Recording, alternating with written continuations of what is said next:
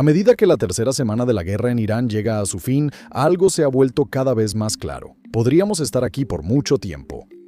Pese a las afirmaciones de que las capacidades militares de Teherán fueron totalmente degradadas y se esperaba la rendición del régimen. La República Islámica sigue en pie, el estrecho de Hormuz sigue cerrado y la guerra continúa sin señales de terminar. The Economist lo expresó mejor. Aunque el presidente Donald Trump dice que ha destruido el 100% de la capacidad militar de Irán, el 0% que queda está causando estragos en la economía global. Fin de la cita. Y mientras más tiempo dure esta guerra, es más probable que las escaladas que hemos visto hasta ahora parezcan leves comparadas con lo que viene después, con consecuencias que se sentirán no solo en Medio Oriente, sino en todas las economías del mundo. El Washington Post informó que los precios del petróleo subieron 23.6% en Estados Unidos. Y si eso suena mal, observa Australia, Laos o Nigeria, donde los precios subieron 32, 33 y 40% respectivamente. Y no son solo los aumentos de combustible, hemos llegado a la etapa de la guerra en la que los países están racionando activamente el combustible y haciendo todo lo posible para reducir la demanda. El gobierno de Tailandia pidió al público reducir el uso de aires acondicionados para ahorrar energía. Sri Lanka, Pakistán y Filipinas redujeron la semana laboral a 4 días para algunos trabajadores. Falta ver si esto evitará lo peor de la recesión esperada, porque atacar infraestructura petrolera parece estar de moda entre los participantes de la guerra. Incendios por todas partes. Ayer hablamos del ataque de Israel a South Pars, el mayor yacimiento de gas natural del mundo, y la represalia de Irán, dirigida a la ciudad industrial Ras Laffan, en Qatar, la planta de gas natural licuado que opera la porción de Doha del yacimiento compartido. En ese episodio explicamos que ya no había restricciones y que todo empeoraría sin saber cuánta razón teníamos. Una vez que se asentó el polvo y Qatar tuvo la oportunidad de estimar los daños, el panorama era sombrío. Saad Al-Kaabi, director ejecutivo de Qatar Energy, informó a Reuters que los ataques a Ras Laffan inhabilitaron el 17% de la exportación de GNL de Qatar, equivalente al 3.5% del suministro mundial. 2 de los 14 trenes de GNL y una de las 2 plantas de conversión de gas a líquidos sufrieron daños, afectando 12.8 millones de toneladas de producción anual. Al-Kaabi afirmó que las reparaciones durarían de 3 a 5 años. Qatar Energy podría declarar fuerza mayor en contratos de suministro a largo plazo a China, Corea del Sur, Italia y Bélgica. La fuerza mayor es básicamente una cláusula legal que permite a una empresa suspender o cancelar obligaciones contractuales debido a circunstancias extraordinarias fuera de su control. Por ejemplo, una guerra. Al-Kaabi dijo a Reuters que reconstruir las instalaciones dañadas costaría unos 26.000 millones de dólares. El problema principal no es el dinero, sino que no hay reemplazo rápido para esta capacidad perdida. Christy Kramer, jefa de estrategia de GNL y desarrollo de mercado en Wood Mackenzie, dijo a LNG Industry que los mercados globales esperaban una interrupción breve por el conflicto. Un reinicio controlado restauraría el suministro a niveles previos al conflicto para mediados de 2026, pero con las novedades recientes, esto parece menos probable. Daniel Tolman, director de investigación en la firma consultora, agregó que, aunque los suministros vuelvan a niveles de 2025, la demanda en Asia seguiría baja, habría menos inyecciones en Europa y persistiría la presión al alza sobre los precios del gas y GNL. Cada mes extra de interrupción reduce 1.5% de la disponibilidad anual global de GNL. Dado el daño extenso causado por estos ataques, tenemos que señalar que, por lo que hemos visto, Irán logró hacer todo esto con menos de 10 misiles balísticos repartidos en 2 pequeñas andanadas. Es un uso modesto de la fuerza para un país con un arsenal considerable de misiles. Si Teherán pudo hacer esto una vez con tan pocas armas y además penetrar las defensas aéreas locales en el proceso, entonces no hay nada que impida que Irán lo haga de nuevo, ya sea en Ras Laffan o en otra infraestructura energética del Golfo, y la capacidad para detenerlo disminuye cada día. En una entrevista reciente con CNBC, Ryan Mattal, director ejecutivo, Ahmed Persia afirmó que los arsenales de interceptores en Europa, Estados Unidos y Medio Oriente están casi vacíos, y si la guerra continúa un mes más, casi no quedarán interceptores. Al-Kaabi dijo a Reuters que todos, incluidos Israel y Estados Unidos, deben mantenerse alejados de las instalaciones de petróleo y gas. Pero en medio de la guerra, con cada bando buscando un golpe decisivo, y sus palabras han tenido poco impacto. Aparte de Ras Laffan, Arabia Saudita confirmó el jueves que Irán atacó el puerto de Yanbu en el Mar Rojo, la única salida de exportación de petróleo crudo del país. Fuentes dijeron a Middle East Eye que hubo daños mínimos, y Reuters informó que la carga de petróleo en el puerto se reanudó horas después. Sin embargo, existe otra forma de ver la situación, menos optimista. Para atacar Yanbu, un dron iraní cruzó Arabia Saudita desde el Golfo Pérsico hasta el Mar Rojo. Durante el trayecto a Yanbu, el dron no fue derribado ni parece que haya sido detectado por las defensas aéreas. Irán también atacó directamente a Israel, impactando el complejo de refinería de petróleo Basan en el puerto norteño de Haifa con un misil balístico el jueves. Basan es la mayor refinería de Israel y clave para su energía. En 2024, según Turkey Today, suministró el 65% del diésel, 59% de la gasolina y 52% del queroseno del país. La energía eléctrica se interrumpió brevemente en la región norte antes de ser restablecida y no se reportaron muertes, pero 4 personas resultaron heridas.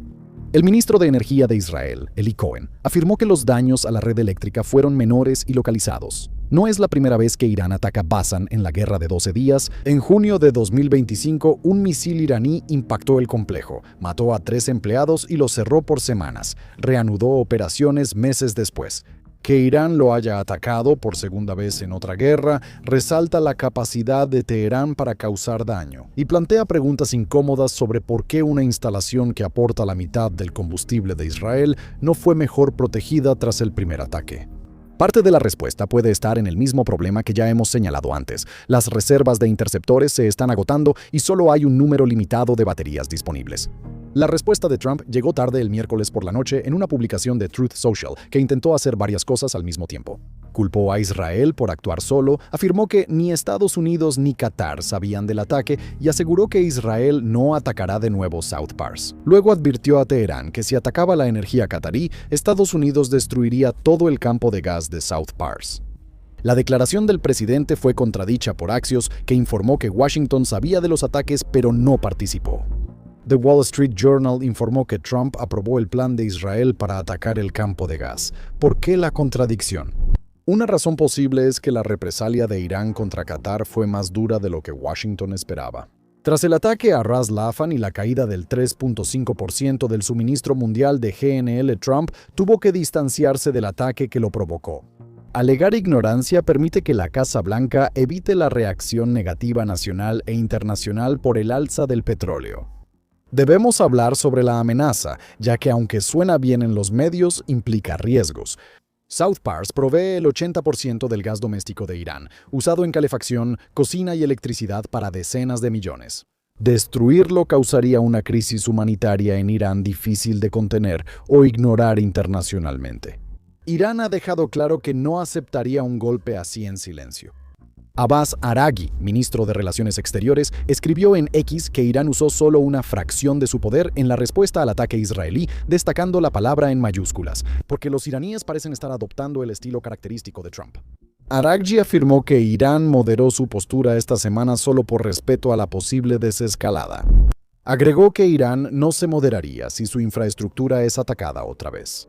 Si esa amenaza es real, el historial de Irán en las últimas 3 semanas indica que debe tomarse en serio. Entonces, un ataque estadounidense en South Pars casi seguramente desencadenaría una respuesta mucho mayor contra la infraestructura energética del Golfo, la última vez que Irán atacó Ras Laffan. Destruyó el 3.5% de la producción mundial de GNL, pero si atacan con todo, podría desaparecer una quinta parte del GNL global. Hace unos días eso parecía exagerado, pero ahora el mundo conoce la realidad. Cuando los misiles balísticos iraníes caen sobre esa instalación, los interceptores de defensa aérea luchan por responder. Una escalada así sería catastrófica para los mercados petroleros mundiales. La situación es tan grave que Washington tomó medidas antes impensables. Hace un mes, el 12 de marzo, la administración de Trump levantó temporalmente las sanciones a los envíos de petróleo ruso que estaban varados en el mar. Se otorgó una exención de 30 días hasta el 11 de abril para calmar los mercados, liberando 130 millones de barriles al suministro global, pero los precios no bajaron. El jueves, el secretario del Tesoro, Scott Bessent, dijo a Fox Business que podrían levantar las sanciones al petróleo iraní. Eso ya viene, son unos 140 millones de barriles. Según Besant, levantar las restricciones permitiría que India, Japón y Malasia obtuvieran combustible, mientras que China tendría que pagar precio de mercado.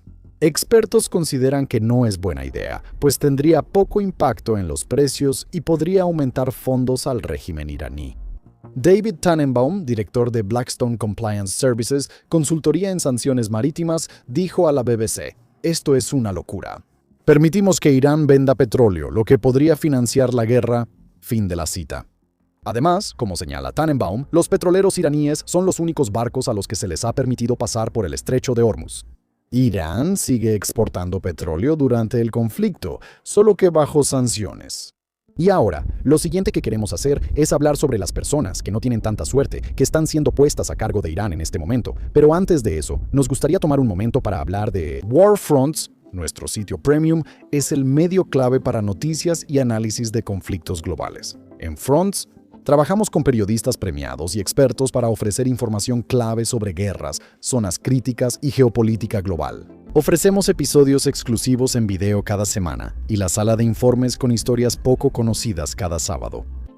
Nuestro equipo lanza un podcast diario gratuito que resume los últimos hechos de la guerra en Irán, el Informe Diario de Irán. Publicaremos diariamente hasta que termine el conflicto. Puedes registrarte para recibir notificaciones de nuevos episodios. El informe es gratis y no requiere cuenta. Ya publicamos la primera semana de episodios, escúchalos. Si te suscribes, Warfronts cuesta solo unos $1 al mes o $50 al año. También ayuda mucho a expandir nuestra cobertura gratuita e independiente aquí en YouTube. Échale un vistazo, regístrate en el Iran Daily Dispatch de forma gratuita. Volviendo a los retos de liderazgo en tiempos de guerra, como mencionamos antes, el secretario del Consejo Supremo de Seguridad Nacional de Irán, Ali Larijani, visto como la figura más poderosa desde el asesinato del ayatolá Ali Khamenei, murió en un ataque aéreo israelí esta semana. Larijani no solo era importante para el régimen iraní. Algunos comentaristas occidentales lo veían como alguien que podría haber sido una figura similar a Delcy Rodríguez para Irán. Darcy Rodríguez es la presidenta interina de Venezuela, quien asumió el cargo después de que el expresidente Nicolás Maduro fuera capturado por operadores de la Fuerza Delta estadounidense en enero. Desde que asumió el cargo, Rodríguez ha llevado a Venezuela en una dirección decididamente pro-occidental. Es cierto que muchos expertos en Irán han rechazado la comparación con Larijani, pero el punto sigue siendo válido. Larijani era un pragmático, y fuera radical o no, parecía alguien con quien se podía razonar. Mencionamos a Larijani. Según medios iraníes, Teherán ya eligió como reemplazo al exministro de Defensa Hossein Deghan. Deghan es un veterano de la Guardia Revolucionaria Islámica, con una biografía ligada a los principales conflictos entre Irán y Estados Unidos en los últimos 40 años, según Jason Brodsky, director de políticas en Unidos contra un Irán nuclear. Deghan participó en la toma de la Embajada de Estados Unidos en Teherán en 1979 y fue comandante de la Guardia Revolucionaria Islámica en Líbano y Siria en 1983. Hezbollah atacó un cuartel de marines en Beirut y mató a 241 estadounidenses. Deghan es el hombre de la Guardia Revolucionaria Islámica y su nombramiento lo señala. La Guardia Revolucionaria ha aumentado su influencia en las decisiones de guerra en Irán tras la muerte de Larijani. Si en Washington o en las capitales del Golfo esperaban que Teherán aprovechara el cambio de liderazgo para negociar, la elección de Deghan demuestra lo contrario. Este régimen reemplazó a su principal funcionario de seguridad por alguien con una carrera en círculos radicales. Para Deghan, aunque el nombramiento es un ascenso, también lo convierte en un blanco. Estados Unidos e Israel han demostrado a lo largo de esta guerra que están dispuestos y son capaces de alcanzar a figuras importantes dentro de Teherán, y Deghan ahora ha subido varios lugares en sus listas. Larijani no fue la única figura clave que Teherán perdió esta semana. El miércoles, el presidente iraní Masoud Pezeshkian confirmó que el ministro de Inteligencia Esmail Khatib fue asesinado en un ataque aéreo israelí, siendo el tercer alto funcionario asesinado en 2 días. El ministro de Defensa Israel Katz anunció el asesinato y que él y Netanyahu autorizaron al ejército a atacar a altos funcionarios iraníes sin más aprobación. Khatib fue ministro de Inteligencia desde 2021 y el Jerusalem Post destacó su nombramiento por su carrera en la inteligencia de la Guardia Revolucionaria Islámica. Su traslado al Ministerio de Inteligencia Civil consolidó el control de la Guardia Revolucionaria sobre la vigilancia y contrainteligencia interna. Las fuerzas de defensa de Israel afirman que Khatib dirigió arrestos y asesinatos de manifestantes en los recientes disturbios en Irán. así como en la formación de las evaluaciones de inteligencia del régimen durante la crisis. Aunque estos asesinatos no derrocan al régimen, privan a Irán de líderes clave justo cuando más se necesitan frente a Washington y Jerusalén. Ese es el objetivo. Nowruz. Y finalmente, tenemos que hablar sobre la festividad iraní de Nowruz. Cuando este video se publique, la festividad ya habrá comenzado y coincidirá con Eid al-Fitr, que marca el fin del Ramadán para los musulmanes. Normalmente la coincidencia de estas festividades haría de esta semana una de las más festivas en la memoria reciente, pero el ambiente en Irán ahora no es festivo. Nowruz, que significa nuevo día, celebra el equinoccio de primavera y el año nuevo. En el calendario iraní, las semanas previas suelen centrarse en preparativos. Este año, el conflicto ha convertido el Nowruz en un momento de amarga reflexión. Una mujer contó a la BBC que los días se sienten tan largos que ha perdido la noción del tiempo, dificultando su preparación para la festividad. Su hijo contó que muchos perdieron su empleo y teme por la infraestructura dañada por ataques aéreos. Aún así, algunos siguen intentando vivir con normalidad. Palmis contó a la BBC que aún iba a hacerse las uñas. El 17 de marzo, mientras estaba en el salón, ocurrió una fuerte explosión, pero nadie reaccionó. Para algunas familias, no habrá celebraciones en absoluto. El jueves, el régimen ejecutó a 3 hombres acusados de matar policías en las protestas de enero, las primeras ejecuciones ligadas a esas manifestaciones. Saleh Mohammadi, de 19 años, era miembro del equipo nacional de lucha de Irán y había competido internacionalmente. La ONG noruega Iran Human Rights informó que los 3 fueron condenados a muerte por confesiones obtenidas bajo tortura. Advirtió que cientos más enfrentan cargos similares que podrían tener la misma sentencia. Y luego están las familias de los que murieron en los ataques aéreos, los padres de las niñas que fallecieron cuando un misil Tomahawk estadounidense impactó una escuela cerca de la base naval en Manab. Las familias de más de 1.300 civiles que, según activistas de derechos humanos en Irán, han sido asesinados desde el inicio de la guerra. Para ellos, este Nowruz no será una celebración de renovación, sino un recordatorio de todo lo que han perdido. Esperamos, por el bien del pueblo iraní y del resto del mundo, que esta guerra termine pronto. Gracias por vernos.